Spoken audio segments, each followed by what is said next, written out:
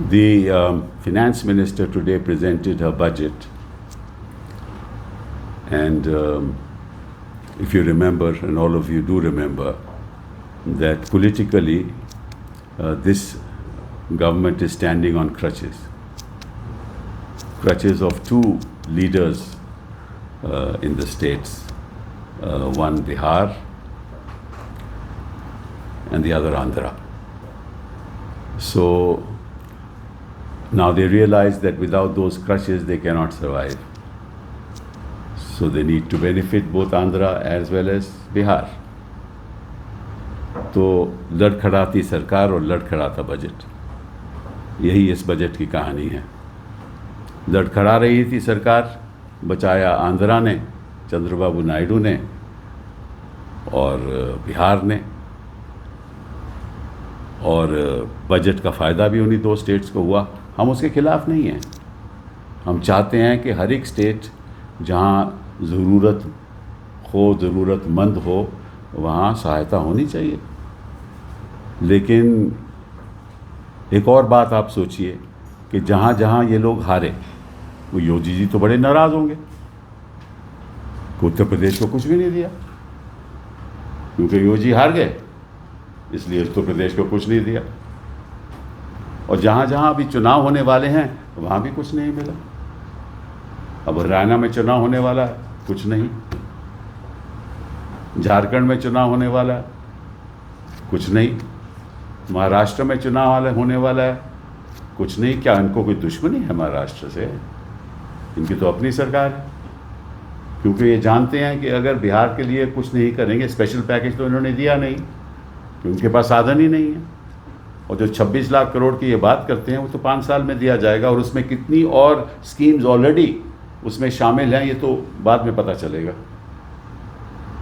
और जहाँ मतलब के रोज़ के रोज़ पुल गिर रहे हैं, पहले वो पुल तो कायम करें। और आंध्र प्रदेश में आपको मालूम है मिला तो केवल 15 लाख करोड़ ही आंध्र प्रदेश को, ज़्यादा नहीं मिला इस समय।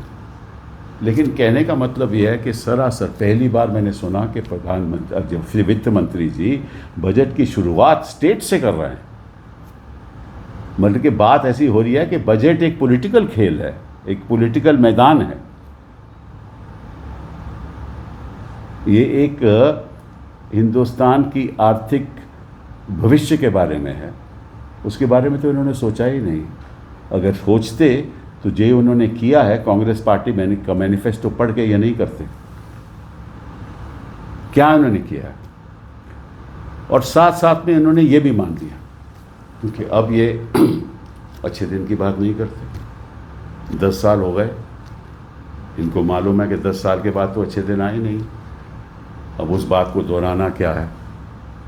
ये मान गए कि जो किसान हैं उनके लिए उनको राहत चाहिए, ये मान चुके हैं।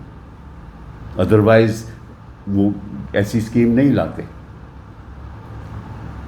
और साथ साथ में ये भी मान गए कि जो आर्टिफिशियल इंटेलिजेंस है, वो मैं कितने सालों से बात कह रहा हूँ, कई प्रेस कॉन्फ्रेंसेस मैंने ये बात कही कि आर्टिफिशियल इंटेलिजेंस के द्वारा हमारा रोज़गार पे बहुत बड़ा असर पड़ेगा। आज ये बात मान गए, लेकिन 10 साल के बाद माने। मैं समझता हूँ कि पहली बार हिंदुस्तान के इतिहास में एक सरकार जो 10 साल में दिल्ली बैठी है, 10 साल में भी उन्होंने जो डिमांड है, डोमेस्टिक डिमांड, प्राइवेट इन्वेस्टमेंट, उसका कुछ नहीं कर पाए। पिछले 10 साल में इनको मालूम है कि आर्थिक स्थिति हिंदुस्तान की बदतर से बदतर हो रही है, कोई प्राइवेट सेक्टर इन्वेस्टमेंट करने वाला नहीं है, और इसलिए ये पब्लिक सेक्टर इन्वेस्टमेंट करते हैं ताकि लोगों को थोड़ा बहुत रोज़गार मिले। इसलिए ये इंफ्रास्ट्रक्चर पे इन्वेस्टमेंट करते हैं, इसलिए ये राहत देते हैं, पैसा देते हैं, लोगों को पैसा देते हैं। लोगों को कहते हैं आपके घर में, आपके अकाउंट में इतना पैसा पहुंच जाएगा, इतना पैसा पहुंच जाएगा। अरे उनको पैसे की क्या ज़रूरत है अगर वो अपने पैरों पे खड़े हो सकें? सरकार की जिम्मेदारी क्या होती है कि हर नागरिक को अपने पैरों पे खड़े होने की अहमियत होनी चाहिए, जिसको हम कहते हैं एम्पावरमेंट। और एम्पावरमेंट तभी होगा जब उनको आप साधन दोगे। तो मान गए ये किसान को हमने कुछ नहीं कर पाए, हमारे किसान के लिए 10 साल हो गए। साथ में ये भी मान लिया कि बेरोज़गारी हम उसको ख़त्म नहीं कर पाए। पहले तो मानते नहीं थे, कह रहे थे तो हमने कई करोड़ जॉब क्रिएट कर रहे हैं, आज मान गए। अप्रेंटिसशिप स्कीम जो कांग्रेस पार्टी ने अपनी दी थी उसको इन्होंने लागू कर दिया,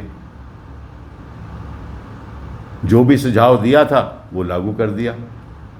प्रोडक्शन इंसेंटिव स्कीम वो भी लागू कर रहे हैं। मतलब कि इनको सरकार चलानी आती ही नहीं।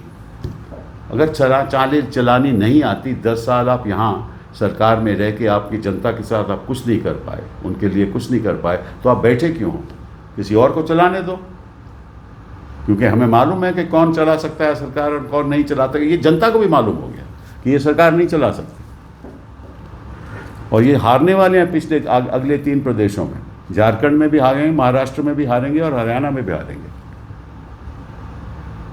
और किसानों के प्रति इनकी कोई हमदर्दी नहीं है। आपको याद होगा ये कहते थे कि कॉस्ट प्लस 2 कहते थे ना, क्या हुआ? आज के दिन वो भी नहीं कर पाए। ये कहते थे 2 करोड़ जॉब हम हर साल क्रिएट करते हैं, आज मान गए। और आज भी कह रहे हैं कि 2 करोड़ जॉब हम अब क्रिएट करेंगे। पिछले 10 साल में अब क्या कर रहे थे? इनका दृष्टिकोण केवल एक है कि जो आपकी स्टॉक मार्केट है उसमें से अपने लोग पैसा बनाएं, इनके अपने लोग पैसा बनाएं। और स्टॉक मार्केट में भी गिरावट आ गई आज, क्यों? इन्होंने लॉन्ग टर्म जो कैपिटल गेन्स है उस पर थोड़ा सा स्तर टैक्स का बढ़ा दिया, 10 से 12.5% कर दिया।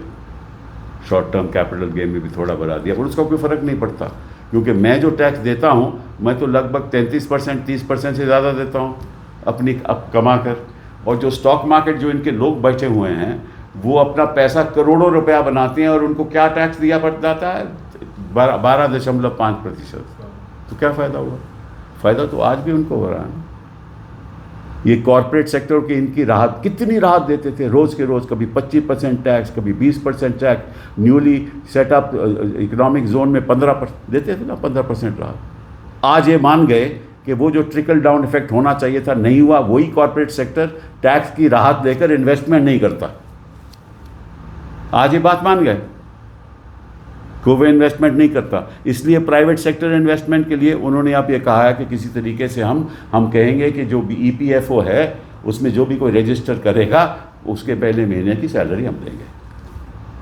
और उसके बाद जो ये समझते हैं कि कॉरपोरेट सेक्टर फिर उनको उसके बाद 3-4 महीने आफ्टर स्किल डेवलपमेंट करके उनको रख लेगा। क्यों रखेगा कॉरपोरेट सेक्टर? किस लिए रखेगा कॉरपोरेट सेक्टर?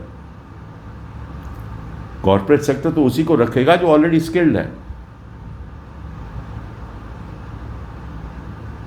तो इनका कोई दृष्टिकोण है ही नहीं इस बजट में।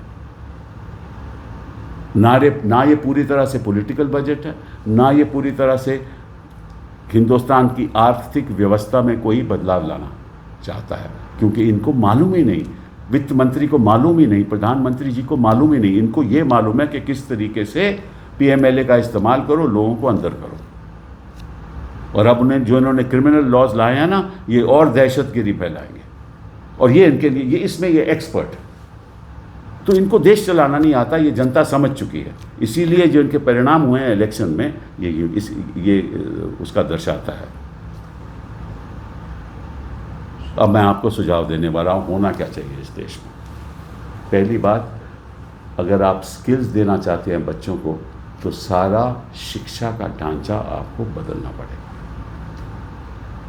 किस तरह से क्लासरूम में जो हमारे बच्चों को पढ़ाई दी जाती है उसका कैसे स्किल्स के साथ जोड़ा जाए, कैसी स्कीम्स लागू की जाए ताकि बच्चा पढ़े भी और स्किल डेवलपमेंट भी हो। इसलिए आपका सारा जो एजुकेशन स्ट्रक्चर है, शिक्षा का जो ढांचा है, उसको आपको बदलना पड़ेगा। आप स्किल्स नहीं ला सकते जब तक आप शिक्षा का ढांचा नहीं बदलोगे। और शिक्षा के ढांचे के बारे में एक अल्फाज नहीं है बजट, एक अल्फाज नहीं है।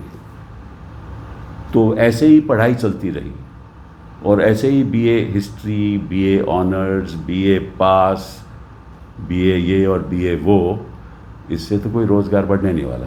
क्योंकि नौकरियां हैं नहीं। बीए हिस्ट्री करके आप कौन सी नौकरी लोगे भैया? कौन सी नौकरी आपको मिलेगी?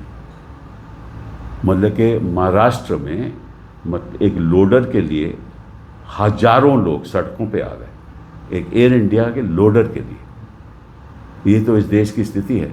उन्होंने भी बीए किया होगा ना। और 47 लाख एप्लीकेंट हैं उत्तर प्रदेश में इंस्पेक्टर की जॉब के लिए। 60,000 इंस्पेक्टर की जॉब में से 47 लाख एप्लीकेंट हैं इंस्पेक्टर की जॉब के लिए। उन्होंने भी तो बीए किया होगा ना। तो कहने का मतलब है, अगर इस देश में आपको सुधार लाना है तो ऐसे लोगों को सत्ता में बैठने का कोई हक नहीं है।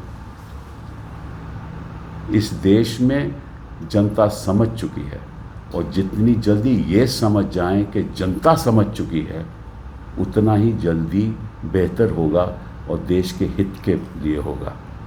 इनको खुद ब खुद इस्तीफ़ा देना चाहिए और कहना चाहिए हमारे बस का नहीं है, क्योंकि वाकई में इनके बस का नहीं है।